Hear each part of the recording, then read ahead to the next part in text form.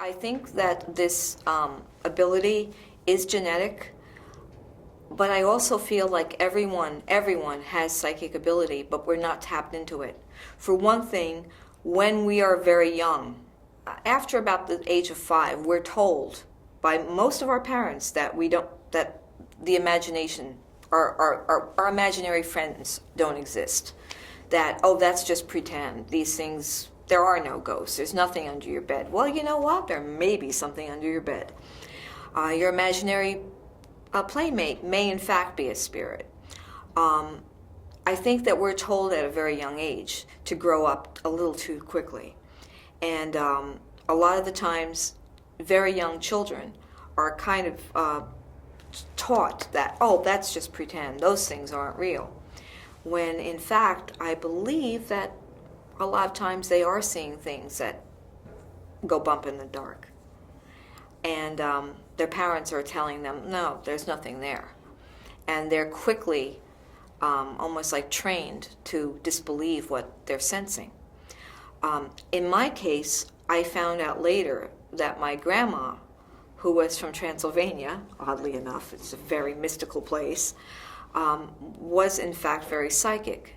But she used to do card readings and things like that. But her family didn't want her to do it. Actually, my great-grandmother was a Romanian gypsy, which I thought was kind of cool too. But they didn't.